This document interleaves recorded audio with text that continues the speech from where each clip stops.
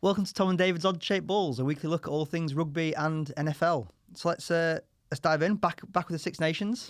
We are.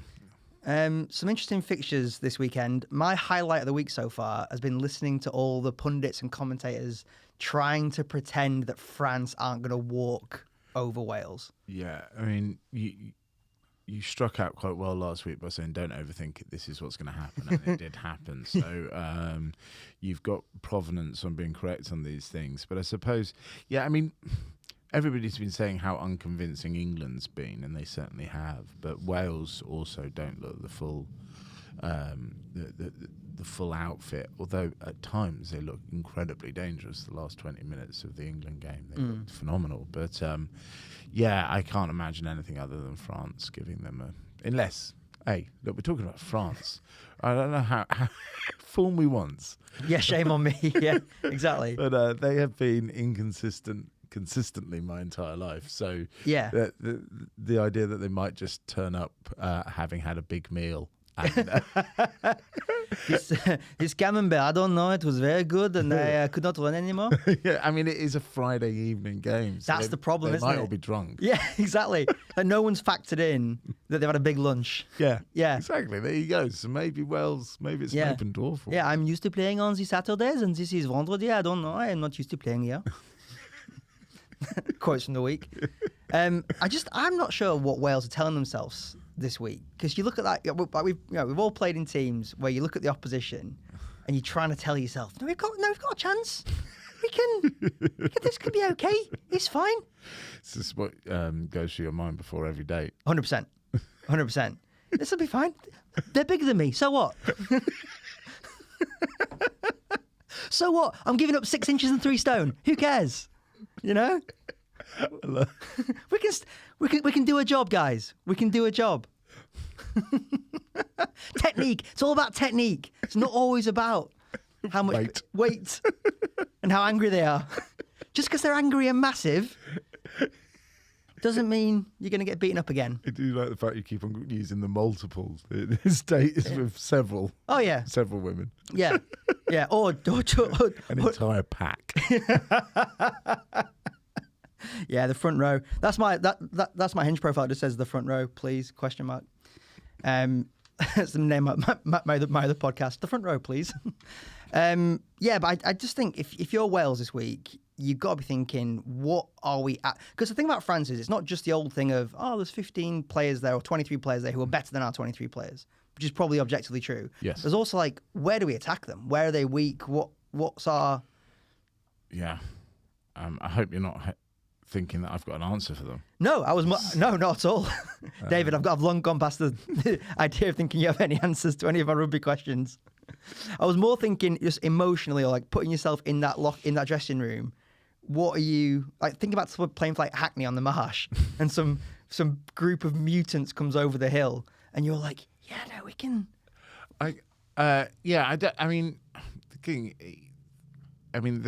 There's a smaller margin between these teams, and sometimes hence the Six Nations has been so tight and so unpredictable. But not normally. I would certainly as a front rower, you just like concentrate on your head-to-head battle, don't you? You don't try and think of the big picture too much. And if you win your face-to-face with your opposite number, and enough of your team. More of your team win their one-on-ones than don't, then you've got a chance. But tactically, I don't know how to attack France. Yeah. I mean, apart from baguettes, just waving baguettes. They've never been very good on their own borders. Sort of, if Wales can build up a decent militarised force around Paris, they've got a chance. Oh no! This is too much for us. We go home. Oh. Désolé. There you go. Yeah, I think that's the disheartening thing for Wales, though, because if you do that thing of like, if we just win our individual battles, you ain't winning your individual battles. You ain't. It ain't happening. You got more chance of I don't know, summer in the North Sea than like that Welsh team man for man beating that French team. Where do you think they've got the best control? Back row of the scrum?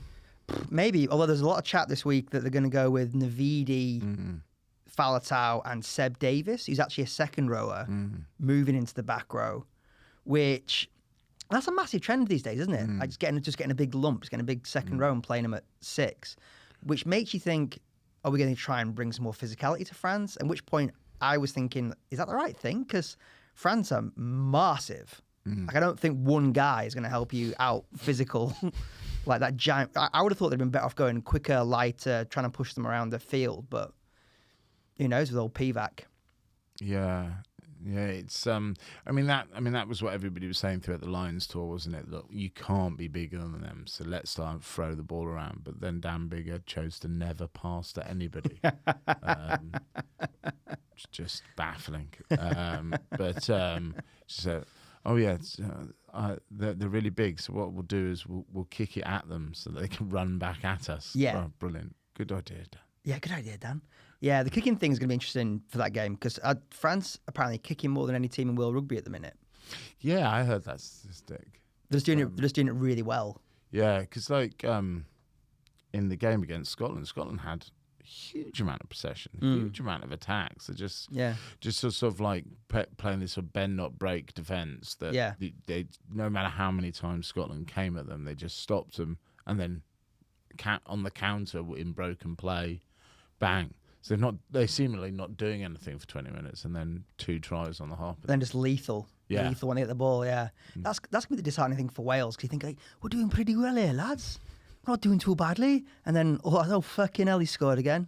Fucking hell, he scored again. Yeah, maybe just the same as the Scotland game all over again.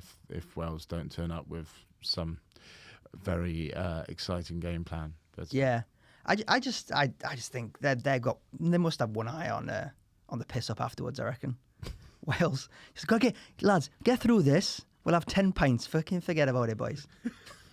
Wales, they constantly surprise you. I mean, I had them completely written off this. They constantly, despite having a pathetic club setup, they keep on supplying great players, and the sum total of their parts is always more. So I wouldn't write them off. I'm writing them off. Yeah, I know, and I've written them off time and time again, but they just keep on fucking winning, don't they? They're nauseating pricks. That's the tagline for the Welsh RFU, nauseating pricks.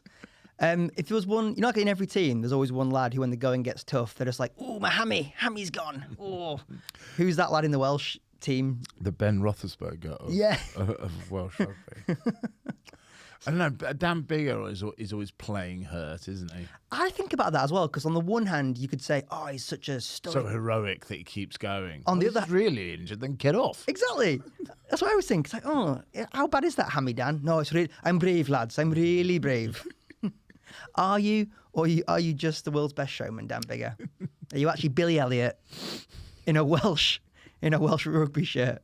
Imagine that. Imagine if Dan Bigger was actually just a really frustrated theatre kid who, in his mind, is playing out this Hollywood sports film every time he takes the field. We could have done it with a bit more of those skills at Harlequins during Bloodgate.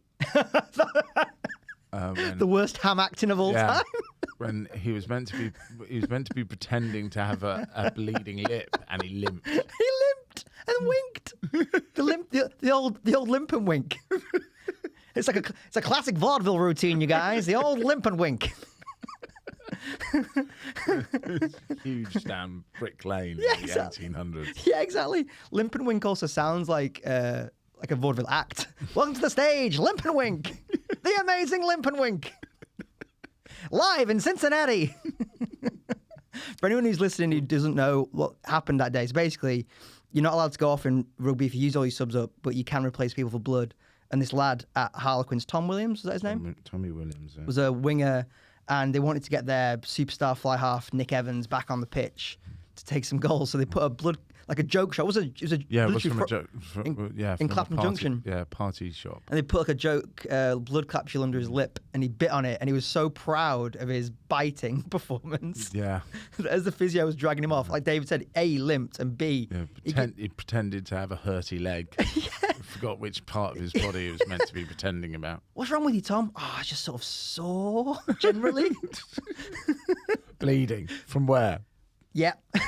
Everywhere. Yeah. all over. It's like sort of a stigmatary sort of vibe. I mean, I've heard many times though, that this was a very common thing that medics would run on with either a blood capsule or a small knife and nip them to make them go as blood, which just seems mental. It seems absolutely mental that such a thing would happen. And how do you trust your physio? If your physio is the one who goes for the razor, it's like, but can't we use a blood capsule? No. No. We use razors at this club. How do you trust him ever again? Did I hear that he was actually given the blood capsule like the last time the physio came on? So he sort of like was given the capsule, put it in his sock, and told next time you go down, bite on this. Yeah. Because it would also look very weird if you went into But I mean, apparently though,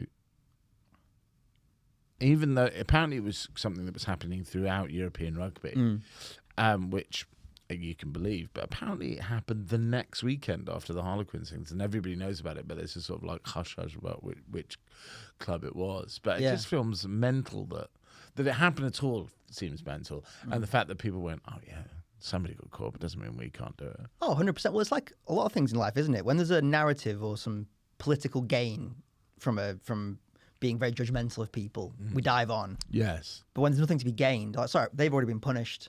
They've taken the hit for the whole sport, so we don't have to punish. Yeah, I was thinking about with the salary cap as well, because there's a lot of other teams who've had investigations, not just Saracens. Yeah, Leicester had one. Leicester seemed to have got away with it. Gone quiet, hasn't it? Because they didn't win anything. Like Saracens, there's a lot of narrative around that. There was a lot of like they won a lot during that period. There was and they're the Nazis, and we've established on this pod before. They are the Fuhrer reincarnated. So that was... But without the fun bits. Without the personality. Yes. Without the winning charm. At least Nazis have sex parties. Yeah. Yeah. Well, a Saracen sex party, I think, would be the most brutal, brutal thing you can encounter. Imagine Owen Farrell... Billy! Stick it in me. Do you think Owen's a bottom? Owen's not a bottom, is he? You seem so offended. What? I'm trying to stick up for my northern brethren, but I mean, obviously either one's absolutely fine. I just don't see Owen as that. I would say Billy Vinipola would be more of a bottom than Owen Farrell. If you put Billy Vinipola, Mauro Itoje, Owen Farrell together, who's the dominant sexual partner in that little? This really trio. is a window. I mean, I thought that we found out so much about you when we were talking about under-20s thighs. Yep. But the Italian under-20s specifically. Specifically, yeah. Yeah. But now this seems to be even more the working parts of your character. Yeah. Sure. Why? What do you think about pre-pod? I would say at that club, the one that has the nickname The Lady is Elliot Daly. Yeah. Yeah, he's got an assortment of wigs, hasn't he? 100% in his locker. It's not, players have different boots, different surfaces, different wigs, different needs. Elliot Daly. Now we know what you're going to get as a tattoo. Different wigs, different needs. Yeah. What's your plan for advancing in comedy, Tom? Well, have I told you about? I've got a wink and limp. A wink and limp. All right, that's the episode title. We've got the episode title sorted. Wink and limp.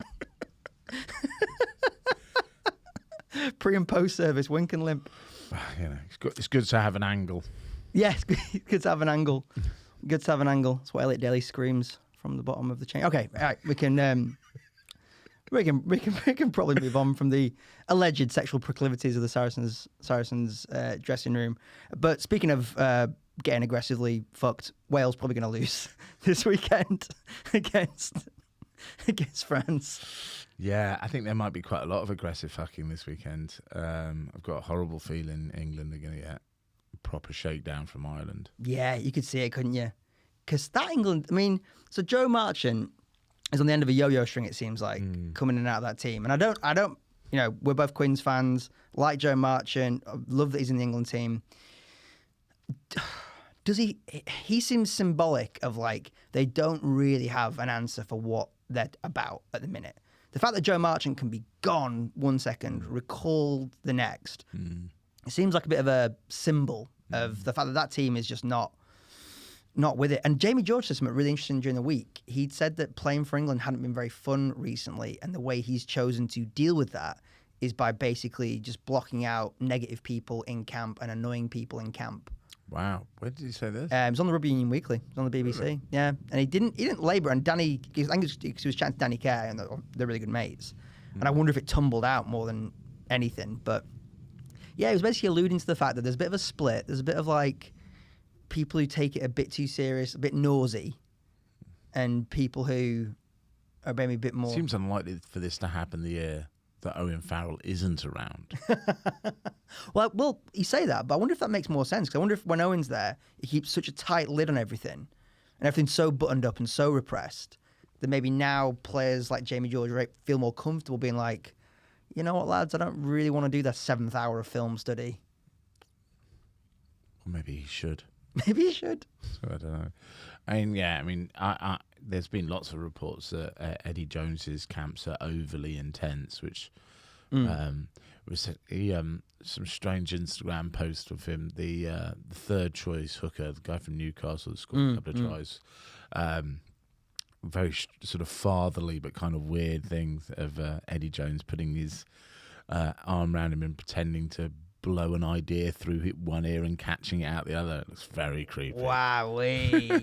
It's the fatherly creepy tipping point. Yeah. Have we checked the receipts? Has Eddie Jones been to Epstein's Island? Is that part of his? Has he been there? No. No? That is weird, especially like with a younger dude and a young hooker. A young hooker. Not my first time, mate. Not my first time with a younger hooker, mate. He was a hooker himself in his younger days. He was. Yeah, loads of it's the head coach position of choice. Well, I think it's because if pun you intended. I think if you are a slightly more cerebral member of the forward pack, hookers are good landing because you're kind of like one of the big 8 and 2. You're kind of your big decision makers, aren't they? Mm-hmm. So if you're undersized, you end up sort of gravitating towards that position. I reckon that's why they make a lot of good coaches. Because they're on the front lines, they experience the actual hard work. But then they actually have to think about the game because they're thinking about set pieces and like tactics and that. I mean, the hooker has slightly gone back to being a different role because for a while it was just a third prop, which I found as a hooker myself, I found very annoying. I mean, Steve Thompson was a great player, stoic warrior, but he was just a prop between two other props. Yeah, John Schmidt was like that as well. You didn't having that sort of Keith Word, Phil Greening. Yeah, Phil Greening was amazing to watch. He had such a short career for England, but it's like a centre in the pack, and they always were sort of like the joker and the sort of like the sort of. It's like a stocky scrum half. Like having yeah, exactly. So and I'm glad that they have, although. They became more like a third prop because of the hooking coming out of the game, that there wasn't any hooking happening on the front row because they're feeding the ball further and further back in the scrum. So the hooker needed to be lighter than the two props because the prop had to hold them up in order to be able to hook the ball. But if they're not going to hook the ball, then they can just have another monster like Steve Thompson in there. And I see teams oscillate. Like Ireland have Keller, who's a massive dude. And Jamie George is big, but I feel like he's there more on his, not more on his skill set, but he's there for his set piece proficiency, and he's got great skills around the park. So I feel like teams oscillate a little bit now between both. But just back to the Ireland England thing. So I feel like Ireland are hitting their straps a little bit. I think or in terms of like how they want to play, and I do feel like they're moving away from this Joe Schmidt era. They're moving into more of a what does Andy Farrell keep calling it? Chaos rugby, like where they want to play more fluid. But the one good thing for England is Ireland haven't had a proper test since France. Yeah, which they failed. So as much as Ireland, there's a lot failed their French exam. They failed their French oral, much like Elliot Daly. So as good as Ireland have been sort of the last 6 months, in the last month, yeah, they don't. There's some potential weaknesses there for England to attack, maybe. Yes. Yeah, well, they're just hopefully ring rusty. Yeah, much like Elliot Daly. That's what the pause was for. Just two professionals batting it back and forth. Like Elliot. Like Daly. Elliot, if you ever want to come on, let us know. We'll bring the wigs. You bring the banter. These are quite firm chairs, so might need an inflatable ring. Yeah, little donut, which is his nickname in the dressing room. The lady donut. The lady donut, filled with jam or cream, depends on the day. It's implying jizz or blood, right? That's what it was. Yeah. For the for the Welsh listeners out there, like, what the fuck are they talking about, mate? Quick translation for all you chaps. Donuts are so exotic for Wales. Yeah, exactly. I've never seen a donut in Swansea. One of those foreign foods. We're losing all our listeners in Cardiff. They've all gone. Angry letters. The thing is interesting about the England game as well. Eddie Jones is playing this permanent. He plays this permanent underdog. Yeah, it's nonsense, Isn't it? And I was wondering what. So if Eddie Jones is constantly the underdog, doesn't that indicate that he's not doing that good a job? Considering he has more money and resources than any other country in world rugby. Any other cunt? I'm not going to stop. Like, he's got more money than any other cunt. It's my Scottishness. Yeah. Yeah, he isn't. I mean, he had an amazing first couple of years. And then, England have not been the sum total of their divided parts. They're the anti-Wales. Wales constantly come back and are more than their divided parts, and England constantly are not. Yeah.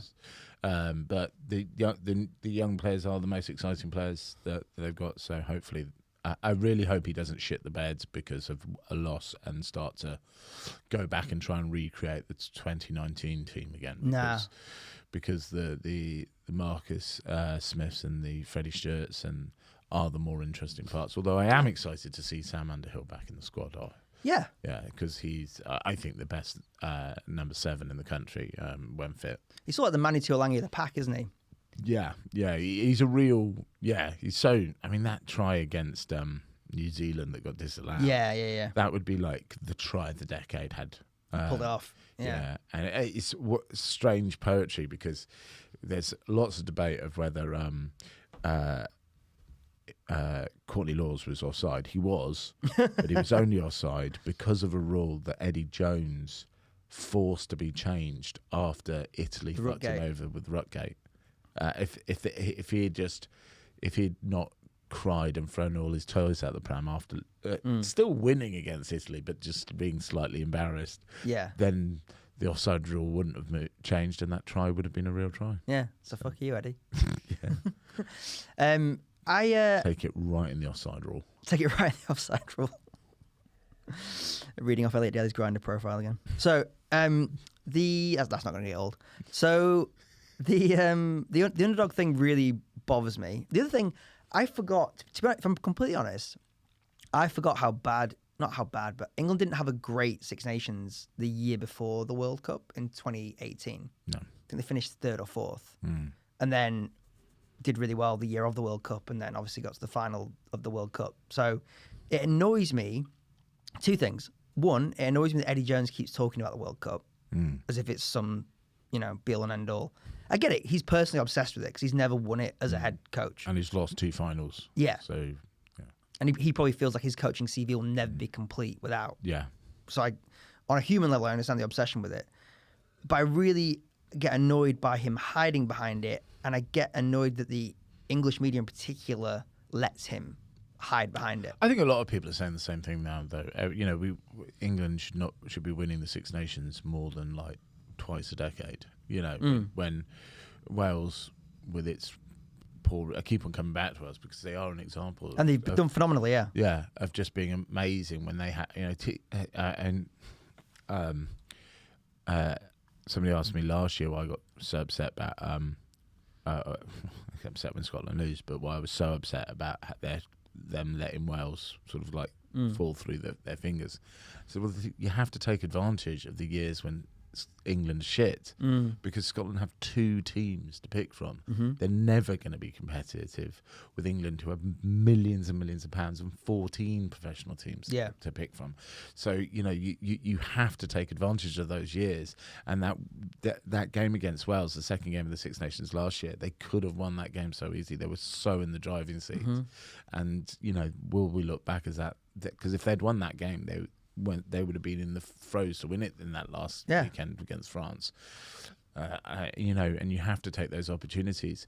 Whereas England should be the evil empire because they have got all these resources, and yet they've not been competitive. Apart from winning that one that they won on a legality, the Six Nations before last, when they won because they kicked a penalty to get a losing bonus point against France. Yeah, the most sort of, I don't want to say cowardly, but most terrible way to win. Default. The two litigation. Yeah. The romance of sport. Yeah. What do we want? A loophole. Yeah. Which is Elliot Daly's third nickname. Yeah. And the thing is, it was quite apt that they won it sat in a hotel conference room. Because with a prawn sandwich in hand, and Earl Grey. What's that, Jeeves? We've won over here. Very good, very good. The colonies conspired against one another. Very good, very good. Yes, excellent news. It's a mustache twirl on the win. Yeah. No, you're right. You're right. You'd like to think for being a horrible colonial power, we'd like to get some benefit out of it. Yeah, it's got some benefits. Yeah, we'd like to have some benefits out of it, yeah. Because it's an interesting one, because the advantage that Wales and Ireland do have, Ireland especially, is they are smaller countries, smaller player base, but they focus everything on their national teams. And that has some downsides. Like you could argue grassroots in Wales is suffering these days as a result of that. But they do focus everything on the national team, whereas England has a lot of resources, but we tend to spread them around. Like the distance between what Premiership teams want from their players and what the England team needs from a player might be quite significant. Like James Haskell, I think, recently said that Eddie Jones would come into Wasps and be like, "I'd like this and this and this," and the Wasps coach would be like, yeah. Then he'd leave and be like, "You're not doing any of that." Wow. Yeah. There is definitely a sort of church and state situation because the and the same in France. I suppose it is the silver lining of being a smaller nation that your clubs and your national thing can be in line. Because Leinster is Ireland, so and previously it was Munster. I don't know how they choose to swing it from one to the other, but in the late 90s, early 2000s, it was Munster. I suppose it is the silver lining to have them all working as one. But Harlequins and Saracens are never going to conspire. And how can we help England most? No, exactly. Yeah. I feel like France have cracked. No, I was going to go on to France. So I think they've cracked it because they're approaching more of it like a South African model, where I think one of the things Rassie Erasmus brought in was they really simplified the game plan and made it much more about being really proud to play for South Africa. Right. And I feel like France have imported a lot of that with Galtier and Ibanez. Everyone talks about Sean Edwards, but I think with Galtier and Ibanez, they've really brought in this simplified player empowerment model of coaching and given that group a real sense of what it means to play for France. Yes. And I feel like that is a way of getting over having a disparate player base. And it doesn't seem to be that with England at the moment, which is a shame. I mean, I'll tell you what's interesting with France. Like they've just not picked Vakatawa for a while. Yeah. Because he's not mentally there. He's not buying into this philosophy. Can you imagine France, even 3 years ago, leaving a player of that quality? I mean, think about all the times Bastereau wasn't really quite at the races. Yeah. But they just kept him in and around the squad because you can't drop him. Yeah. It feels like that's a very big psychological shift for a team like France. A player that's too much part of the establishment that he can't even be dropped when he's not playing very well. Who does that sound like? It's good job he's injured. Isn't Good job it? he's injured. Otherwise, we'd have to watch him no matter how shit he played. Talking about O'Farrell. Yeah, talking about Owen Farrell. Yeah. What do you reckon happens in their house? I've always wondered this. What happens in their house in the lead up to games? In Owen Farrell's house? Yeah, like Owen Farrell, Andy Farrell. Oh, right. I see what you mean. I don't think they live with each other anymore. Then They do. Then they're Northern. They definitely do. I'm serving. I'm still serving. No, I like think Andy Farrell still reads to Owen Farrell at night time. Yeah. The hungry caterpillar. Dad, you're going too fast. I can't keep up with words. Do you think they're always in? What's that? That, son, is fruit. Do you think they're always in team kit? 100%. 100%. I imagine Christmas Day in their house is just full kit wank competitions. Andy turns up full Ireland regalia. Owen's there, full England regalia. And they walk to dinner like walking down a tunnel. Their mum's like, well, you two just fuck off. Turkey's getting cold. I'm not coming down first. It's psychological warfare, Mum. I'm not coming to the table first. Dad's going to have to move. He'll have to move. I mean, it feels documentary type accuracy. I'm sure it's. I reckon that's how. I think it's how it happens. Elliot Daly's in a gimp mask in the corner. Well, yeah, it's on the love swing. On the love swing, Christmas Day. Yeah, no, I mean, but even if they don't live together, do you reckon they ever? Because apparently they're very close. So I wonder if they ever, during game weeks, they have to say, "Sorry, Dad, no combos." I presume so. Yeah, you'd think, wouldn't you? Certainly when they're playing each other. Yeah, yeah. Because part of you wonders, like, your competitive side takes over, and almost like you want to leave a few crumbs of what you might want to do just on a competitive level. Yeah. Yeah. But you think they're going to, like, give each other a bum steer? Yeah. Sort of like false. Yeah. Yeah. I just don't. Nah, I don't think they're that sophisticated. As he says with his pocket square. Call me old-fashioned. It's also my mask. Very good. Very good. All So, I think the only other thing I was thinking about from that England game was, is there anything Eddie Jones could do to lose his job? So if they finish fifth again, right? I mean, it looked like he was doing something with that young hooker that he loses his job. All the jobs. You lose all the jobs. Apart from the one he gets off Elliot Daly.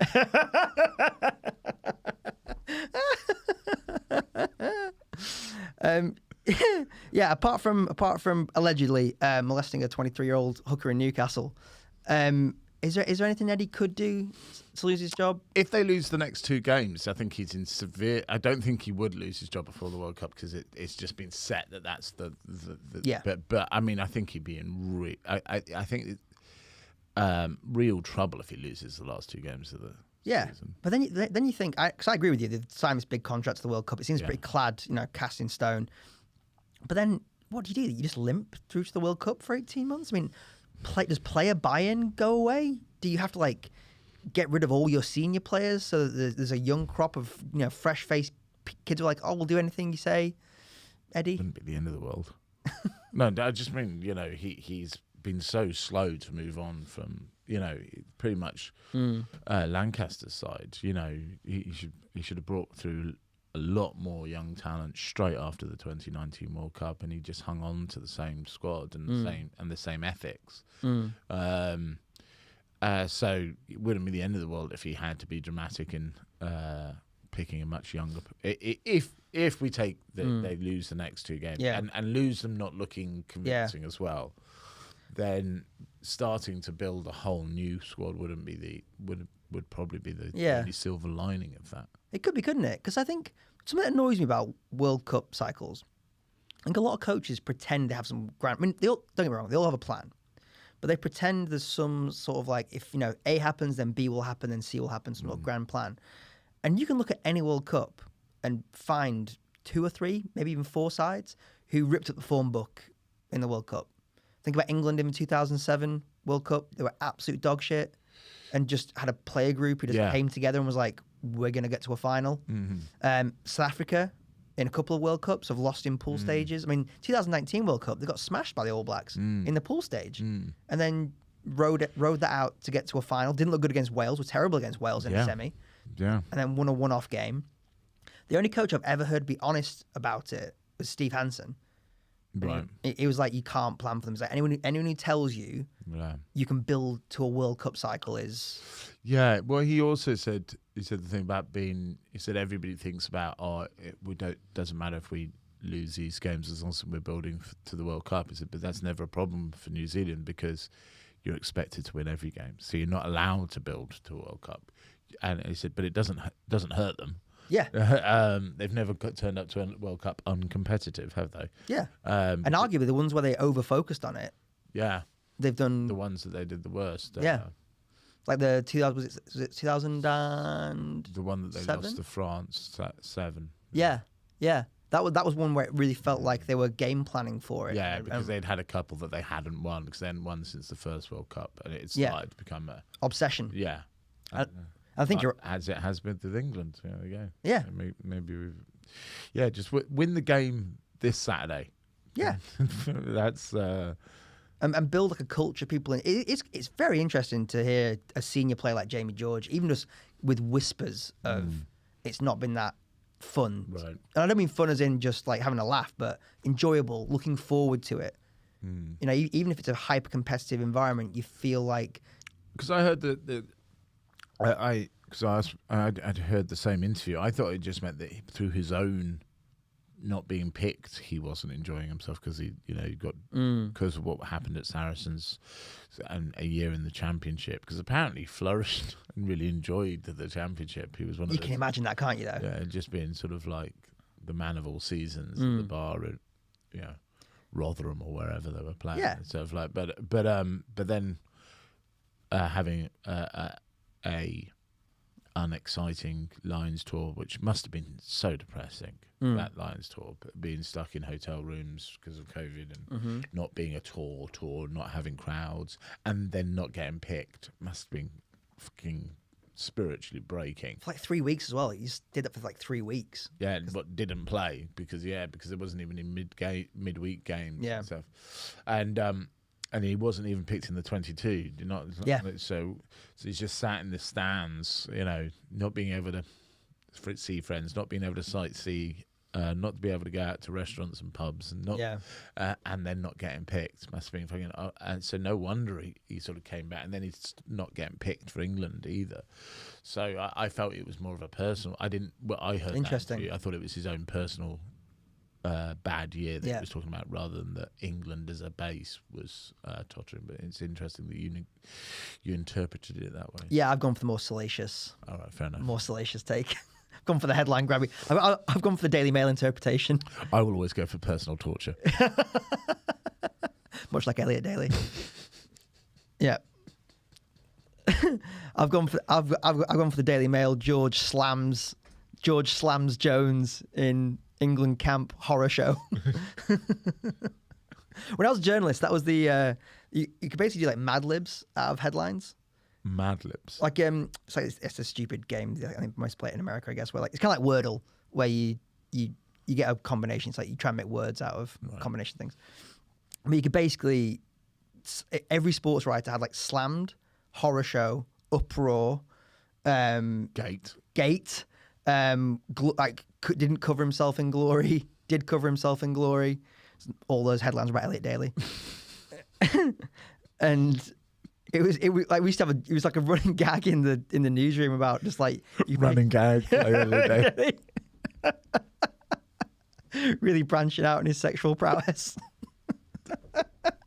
God, I hope he hears this. Running and gagging. Running gagging.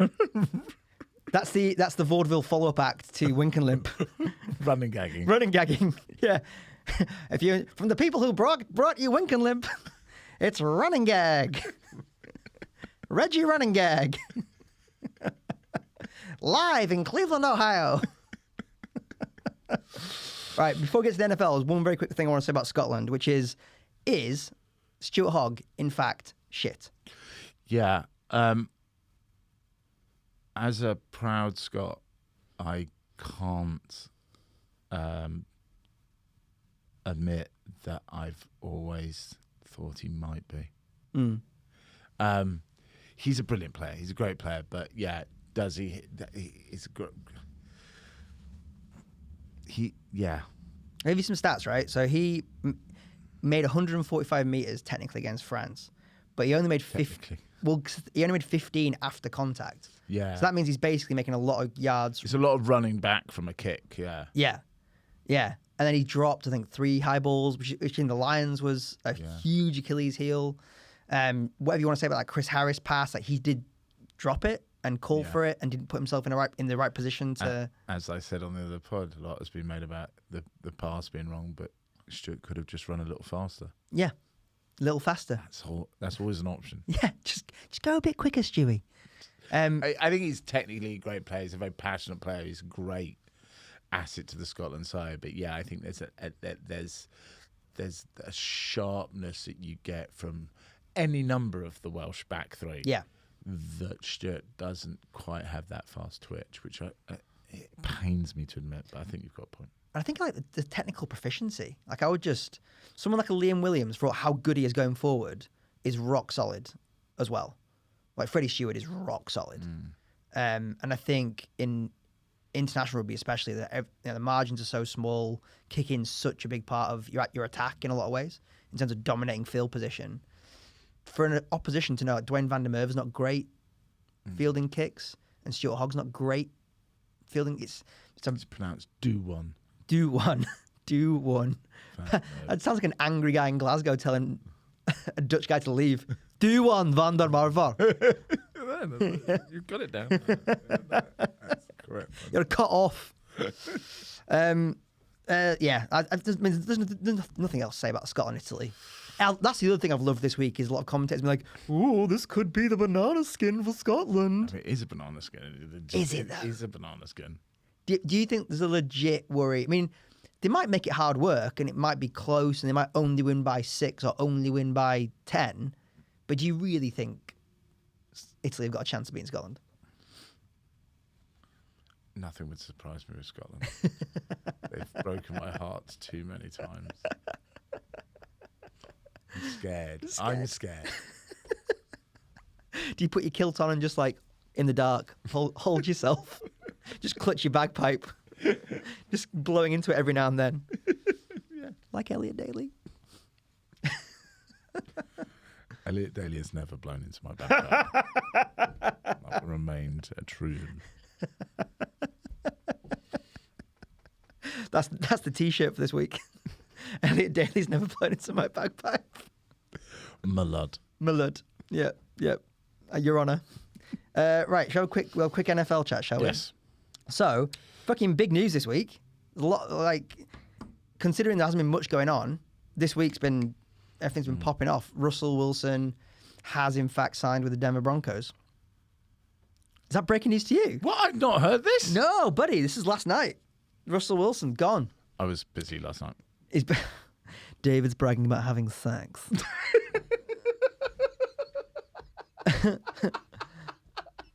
and the strangest thing is it wasn't even with Elliot Daly.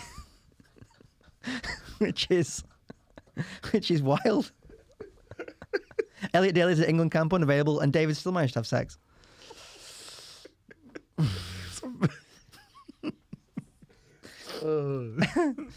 Let's hope he never gets COVID, otherwise the whole squad's going. Going down? Yeah.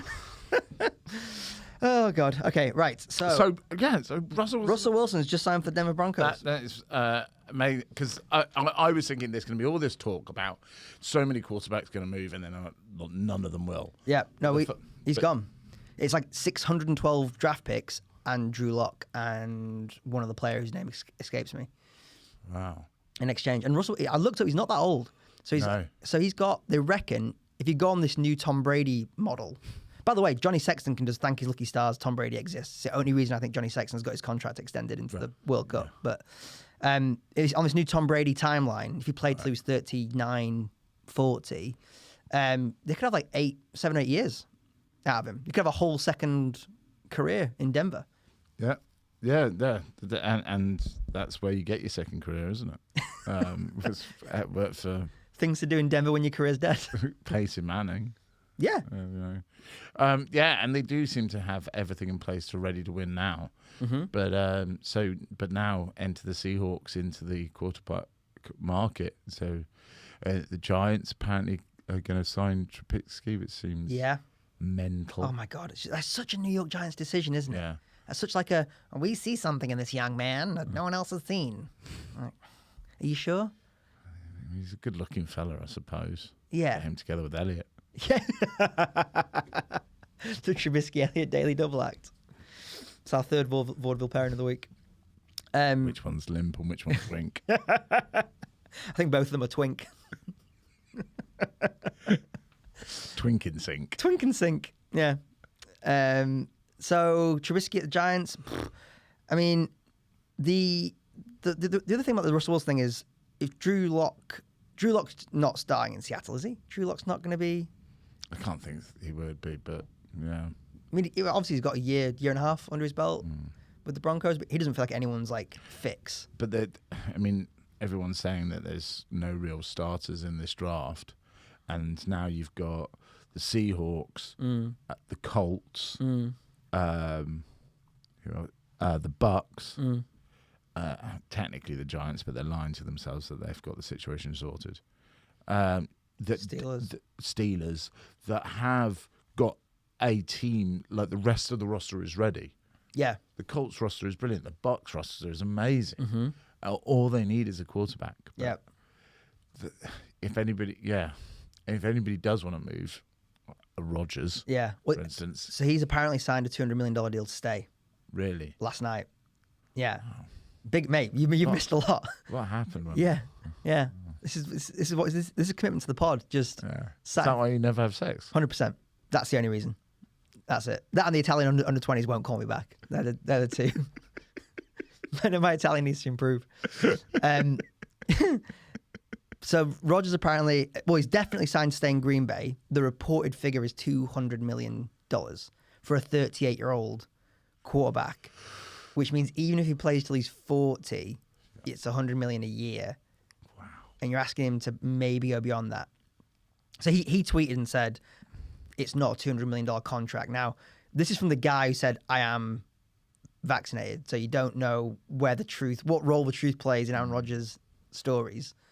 Because you could argue, he might say, it's not a $200 million contract. It's $100 million with $100 million of bonuses. That's not $200 million. No. Who knows? But it sounds like they've thrown a bag at him to stay. Yeah. And it doesn't really work with the wage cap in the NFL. If you overpay just one big star, what have you got? I mean, the great irony is he's the one that's always complained that he hasn't got weapons around him, and now he's completely handicapped them being able to put weapons around him. Yeah. Well, his argument would be, it's not my fault you drafted Jordan Love instead of taking one of the 6, amazing wide receivers in that draft class. God, what a life being Jordan Love. Poor bastard. He could have just been a pretty anonymous backup quarterback. Yeah. And earned quite good money and had the odd game every now and again. Felt like a fucking superstar. But instead, he's this almost religious figure of, You'd hope that he gets to go somewhere else. Yeah, although, did you watch the 3 games he started? Terrible. Yeah. Absolutely. Yeah, but I know what you mean. For his, but who knows how much that is, how much he has been psychologically fucked by his situation. Can you imagine? There's definitely better places to be a backup quarterback, like San Diego, like Florida.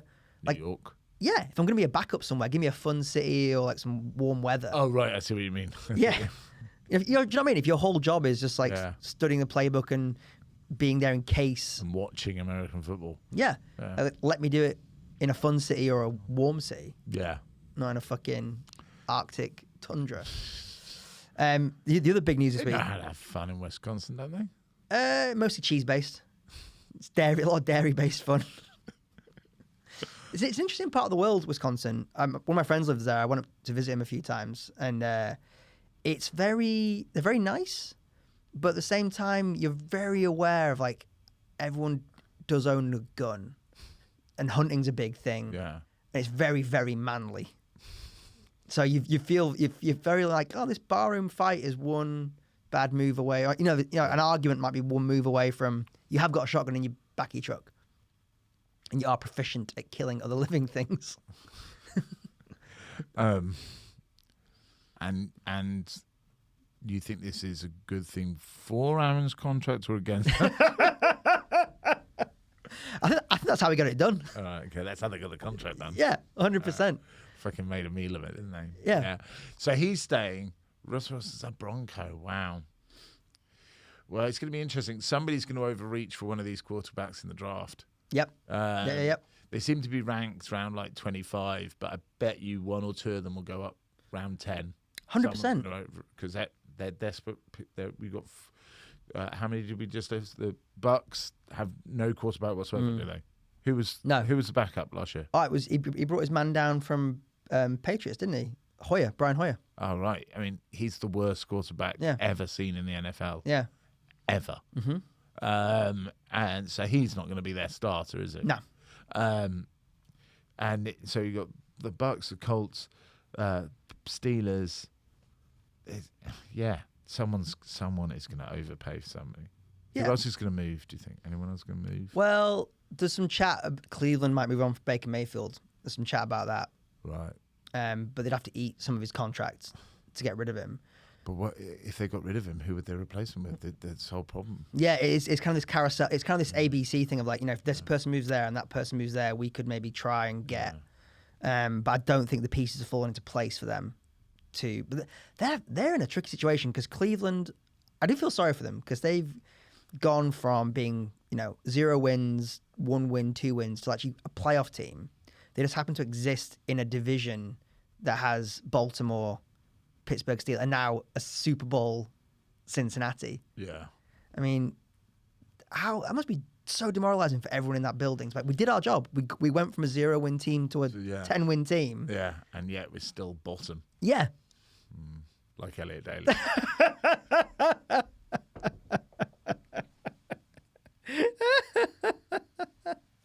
It is the gift that keeps on giving. Like Daddy. We both knew where we were going.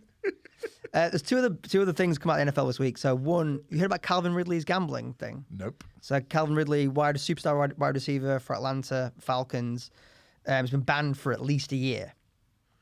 For gambling? Yeah, for gambling on NFL games. Whoa. So he allegedly has lost over $10 million on gambling on NFL games, and he claims he only ever bet $100,000. So if that's correct, that's the whatever odds he was given. I mean, he should be banned for the maths. Yeah. Wow. Well, that's I can't. I mean, I would say that's a shame. Such a talent's going to be missed, but it wasn't like the Atlanta Falcons were doing anything with him. No. Yeah. No. And they're another team. Matt Ryan's still signed up. Yeah. For them. Do you know what's funny? Guys like Matt Ryan, he's sort of he's kind of in the Jimmy Garoppolo, kind of the Baker Mayfield camp of like. The 49ers, another team that wants to. Is the guy they drafted going to be their quarterback? Maybe. We don't know, do we? Well, yeah, because they liked him, Trey Lance. Yeah. They liked him a lot, didn't they? Yeah. They liked him a lot. So you feel enough to get rid of Jimmy him in G. the top 10, but they still didn't play him. No, but you wonder if that's just like Kansas loved Patrick Mahomes, but they sat him for a year behind Alex Smith. So you wonder if Kyle Shanahan was just like, I don't want to, you're just not ready this year. I'd rather you have a. Because I feel like coaches make different decisions when they have different levels of job security. Yes. So like, if Kyle Shanahan really feels like he's got some runway, at San Francisco, he probably felt like he could make that decision. Whereas with the Aaron Rodgers thing, you mentioned the cap, but apparently one of the former assistant coaches at Green Bay said Matt LaFleur was like, if we don't sign Aaron Rodgers, we're all getting fired. Right. Yeah. So it's like, fuck the cap, fuck the 5-year plan. Like it's ridiculous. If we have to play with Jordan Love, we're all getting fired. Right. So whatever it takes to sign him, because that keeps us all employed and keeps us all employable. Yeah. They're fucked now. Absolutely fucked. Well, I just think that organization is unique. Obviously, it's owned by the fans. It's got more of a long-term loyalty, and they're less. They seem like less hungry for success. In the way that I feel like there's some franchises where if you don't win quite quickly, the fans can disown you. Yeah. Like in Green Bay, it doesn't matter. No. They're passionate through and through. Yeah. But I still think that it's too much money for one player. How can you build the rest of the roster? And that means you can't. Doesn't matter how good. I mean, you're trying to win now with what you got. They've proved for the last 5 years that having the best quarterback in the league doesn't mean that you can win anything. Yeah. 10 years. They've won one. Yeah. That was in 2006. Do you know what? So a bit later than that, I think. Maybe 7. No, because that was the Giants year. I think it's like around 2010, maybe. It was the year before. It was the year before Eli's seconds, 2011. Yeah. So, but what's interesting is in that Aaron Rodgers has won 4 MVPs. He's won back-to-back MVPs twice. So it really does feel like that whole organization is just appeasing Aaron Rodgers, and everyone has this. Matt LaFleur's maybe articulated it, but everyone maybe feels like, don't overthink it. We can't fire like the third best quarterback of all time. Yeah, he just stays until he drops, regardless of the fact that you might be better off with. What's the better situation to be in? The Bucks that have a full roster of talent and no quarterback. Yeah. Or well, it depends. If you're Matt LaFleur, you're a 38-year-old healthy dude. If you're Bruce Arians, you're dying in the next 2 years. So you probably want to win now. Yeah. But I mean, it's so difficult to build a full roster because you've only got so much money, because there are only so many players, because your roster is only so big, and you know the Packers are going to really struggle to if their draft has to be brilliant, because they have to be able to. All their drafted players need to be key functional members of their roster, because they can't spend money on any veterans, because they've spent it all on one shiny thing. Yep. And the drafting hasn't been super aggressive the last couple of years. Drafted a lot of defensive players and a quarterback that they're not going to use. So not the smartest cookies. The last thing I wanted to just chat about before we wrap up is, so have you watched any of the Combine? Not a lot of it. So, I've dipped into it. I do enjoy a bit of a dash. So the dash is what I was going to ask you about, because they make a big deal out of it every year. You know, this defensive lineman can run a 4.2 40-yard dash, or this offensive lineman's running a 4.6. Like, this is incredible. I think we need to create more situations in the NFL where big men get to run 40 yards. Right. Like, everyone gets really impressed with these 40-yard dash times, and then we never see him run again. I think there should be a rule where at least once in a game, you have to either give a running play to a big fat man or throw the ball to a big fat man. At least once a game. I like the technical term. Big fat man. Yeah. That's the fourth word of it. Well, I've often said that I think American football would be more exciting if they had to use rostered players for multiple reasons, rather than just bringing in a long snapper just to be a long snapper, just a punter. If they had to also be a punter, also has to be the punt returner. Sure. Yeah. Every offensive lineman gets a couple of plays at wide receiver every game. Mandated. Yeah. Mandated. Like, you know how, there's a rule you have to have 6 offensive personnel on the line, or you have to have a minimum of 3 defensive personnel on the line. Yeah, so everybody's got problems with the overtime rules, and they think, here's one immediately. As soon as you go into overtime, all your wide receivers have to have previously played on the offensive line that game. And vice versa. Yeah. We can see it, Joe Bookman, like, this is an interesting development in the big fat man clause. The rule brought in by Tom and David in 2021. It's interesting. paragraph here about somebody called Daly. Getting your daily. I don't know what that's about, but that has nothing to do with. There's a lot of ruffles and lols written underneath this paragraph. Not sure what that's meant to entail. He seems like a nice boy, this Elliot Daly. I just love the idea of like David Bakhtiari just taking a pass and having to pirouette and then hearing like piano music playing in the background as his big fat body has to move and then I run would just 40 like yards. to see Nate Solder do anything for all the money he's paid. Yeah. Let's have him be, Yeah. Also, like, they don't get to touch the ball hardly ever. and that's Unlike Elliot Daly.